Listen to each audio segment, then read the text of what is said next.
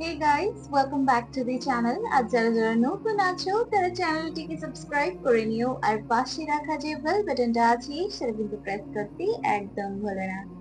তো বন্ধুরা আজকে একটা রিকোয়েস্টেড ভিডিও দেখবো আর এটা হচ্ছে মৌলানা দিলাওয়ার হোসেন সাইদির একটা ওয়াজ।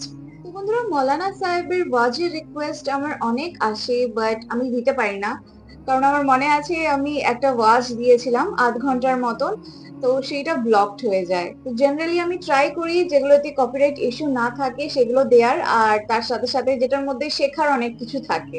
তো আজকে যে ওয়াজটা শুনবো সেটা হচ্ছে মায়ের কান্না।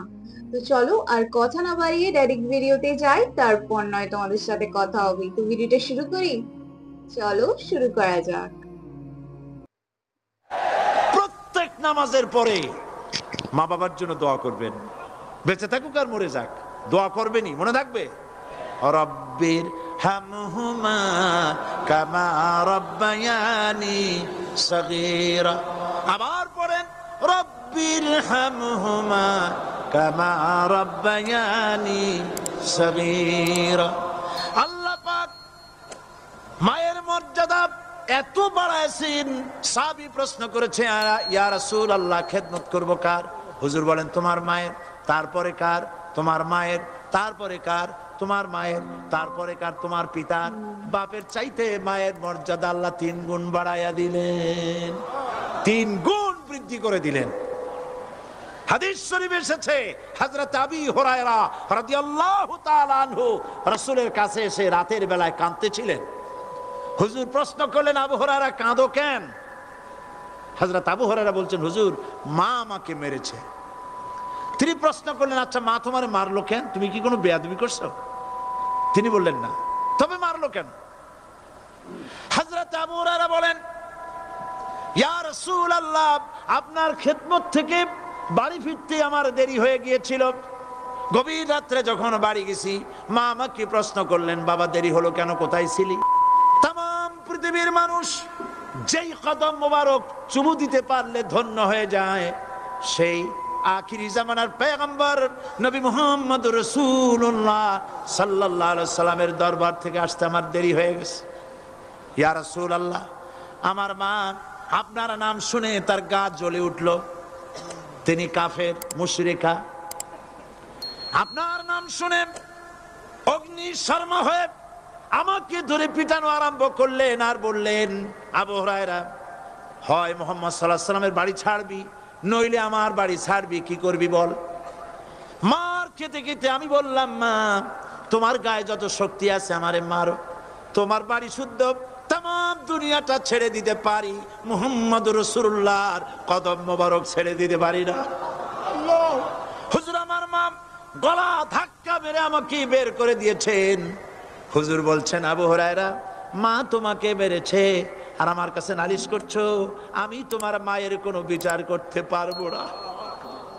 সুবহানাল্লাহ, এত বড় পাওয়ারফুল নবী, শানওয়ালা, ইজ্জতওয়ালি, বরকতওয়ালি, এত বড় নবী বলছেন মা মেরেছে আমার করার কিচ্ছু নাই। সুবহানাল্লাহ, তোমার মা মুশরিকা হোক আর যাই হোক তোমার মা। সুবহানাল্লাহ বলেন। আমার বন্ধুগণ হযরত আবু হুরায়রা বলেন ইয়া রাসূলুল্লাহ মায়ের বিরুদ্ধে কোনো অভিযোগ নিয়ে আমি আপনার কাছে আসি নাই। হুজুর বললেন কেন আসছো বলো খুলে। আবু হুরায়রা বলেন হুজুর আমি জানি আপনি আল্লাহর দরবারে যদি কোনো ব্যাপারে হাত তোলেন আল্লাহ মঞ্জুর করে ফেলেন, আপনি দয়া করে আমার মার জন্য দোয়া করেন আল্লাহ যেন হেদায়েত দিয়ে দেন। আমার নবীজি দুখানে হাত উত্তোলন করলেন, বললেন আল্লাহুম্মা ইহদি উম্মা আবি হুরায়রা, আয় আল্লাহ আমি দোয়া করতেছি আবু হুরায়রার মাকে হেদায়েত নসিব করো। হুজুর হাত তুলে মোনাজাত করছেন, আবু হুরায়রা দৌড় দিলেন বাড়ির দিকে। কয়েকজন সাহাবী হযরত আবু হুরায়রার জামা টেনে ধরেছে, এই ভদ্রলোক দৌড়ায় কেন? এত শান্ত মানুষ, কখনো গরম হয়ে কারোর সঙ্গে কথা বলে না, এই মানুষটা দৌড়ায় কেন? কোনো বিপদ হইল নাকি? জামা টেনে ধরে বলে আবু হুরায়রা দৌড়াও কেন? হযরত আবু আবু হুরায়রা বলেন, জামাত ছেড়ে দাও, কোনো বিপদ আমার হয় নাই, আমি দৌড়াইয়া বাড়ি যাই দেখতে চাই। আমি দৌড়াইয়া আগে বাড়ি যেতে পারলাম না, আমার নবীর দোয়া আগে আমার বাড়ি চলে গেছে, আমি এটা দেখতে চাই। হযরতে আবু হুরায়রা দৌড়াতে দৌড়াতে বাড়ি চলে গেছেন। দরজায় নক করলেন, ভেতর থেকে আওয়াজ এলো, কে? তিনি বললেন, আমি আবু হুরায়রা। মা, দরজা খুলে দাও, আমি তোমার সন্তান। মা বললেন, বাবা অপেক্ষা করো, দরজা খুলতেছে। হযরত আবু হুরায়রা বলেন, মায়ের গলার আওয়াজের ভেতরে কুফরি কর্কশতা পেলাম না, মায়ের গলার আওয়াজের ভেতরে তাওহীদের নরমিয়াত পেলাম। আমার কাছে মনে হলো আমি আবু হুরায়রা বাড়ি আসার আগে নবীজির দোয়া আল্লাহর আরশে পৌঁছে গেছে। আবু হুরায়রা বলছেন, মা আমার কিছুক্ষণ পরে ঘরের থেকে বেরিয়ে এসেছেন, আমি দেখলাম মায়ের শরীর ভিজা, মাথার চুল দিয়া পানি টপকাচ্ছে। মা আমার বললেন, বাবারে, তোমাকে মারার পর আমি নিদারুণ অনুশোচনায় পড়েছিলাম, মনে মনে ভাবলাম, আহারে আমার সন্তান আমি কেন মারলাম, সে তো কোনো খারাপ কাজ করে নাই, কোনো খারাপ জায়গায় যায় নাই, এত ভালো মানুষ যার সম্পর্কে লোকেরা খামোখাই মিথ্যা কথা বলে, এই ভালো মানুষটার কাছে গেছে, সেজন্য আমি মারলাম কেন? বাবা গো, আমি আমার ভুল বুঝতে পেরেছি, জীবনের ভুলও ধরা পড়েছে, আমাকে জলদি করে নিয়ে চলো বিশ্ব নবীর দরবারে।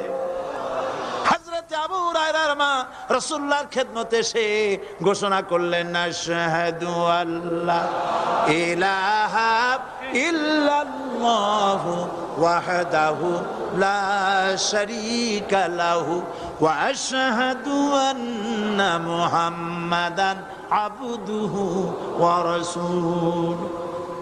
আমার ভাইয়েরা,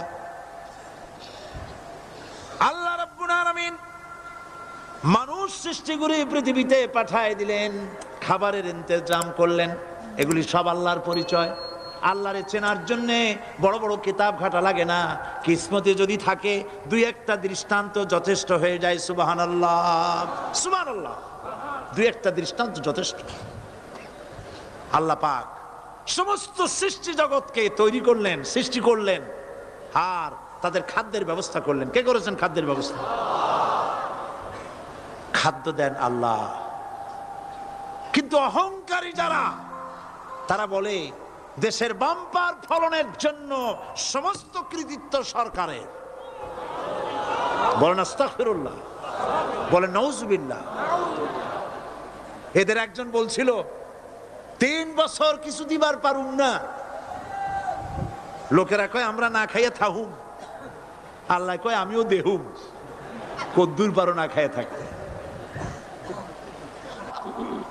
আল্লাহ রাব্বুল আলামিন মায়ের দুধ দিয়ে সন্তানকে বড় করলেন, আর শোনায় দিলেন, খবরদার এই মায়ের সাথে, এই বাপের সাথে নাফরমানি করবি না, মা বাপের জন্য আমার কাছে দোয়া করবে, রব্বির হামহুমা কামা রাব্বায়ানি সাগীরা। সবাই পড়েন আমার সাথে, রব্বির হামহুমা কামা রাব্বায়ানি সাগীরা। আল্লাহ পাক শিখাই দিলেন, বান্দারে আমার কাছে দোয়া করায় আল্লাহ, আমার মা বাপ আমাকে ছোটবেলায় যেভাবে স্নেহের কোলে লালন পালন করেছে, এইভাবে আমার মা বাপ তোমার রহমতের কোলে লালন পালন করো। মনে থাকবে ভাইরা? বলেন মনে থাকবে? ভিডিওটা খুব সুন্দর ছিল, আর একদম ছোট্ট একটা পার্ট আমরা দেখলাম ভিডিওটার, আর এই ছোট্ট পার্টের মধ্যে কত মিনিংফুল কথা ছিল। মা বাবাকে রেসপেক্ট করা, যেখানে আমরা দেখছি যে মায়ের রাগের থেকে কিন্তু নবী করিমও পিছনে সরে আসছে, আর বলছে যে এই জিনিসটার নালিশ আমার কাছে করতে এসো না। ওই ঘটনাটা আমার খুব মিষ্টি লাগছিল শুনতে। ঘটনাটা কিন্তু খুবই ছোট বিষয়, কিন্তু এই ছোট্ট বিষয়ের মাধ্যমেই নবী করিম কত কিছু আমাদের শিখিয়ে দিলেন। আজকালকার জেনারেশন, স্পেশালি টিনেজারদের মধ্যে আমি দেখেছি যে মা বাবা যদি বকাঝকা করে তো এমন ভাবে তেড়ে আসে যেন মা বাবা কি উল্টো শিখিয়ে দেবে, মা বাবারা উল্টো ভয় থাকে বাচ্চাদের থেকে। তো নবী করিমের সাহাবীর যে ছোট্ট ঘটনাটা, এটা থেকে কিন্তু অনেক কিছু শেখার আছে। ছোট্ট বিষয় কিন্তু অনেক গুরুত্বপূর্ণ বিষয়। তো তোমাদের থেকে জানতে চাইবো যে আজকালকার দিনের বাচ্চাদের মধ্যে তোমরা কি জিনিস লক্ষ্য করেছো যেটা তোমাদের একদম ভালো লাগে না? তোমাদের সাথে দেখা হবে আবার অন্য কোনো ভিডিও নিয়ে। ততক্ষণের জন্য নিজের খেয়াল রেখো আর নিজের আশপাশের লোকেরও একটু খেয়াল করো। So bye bye and take care.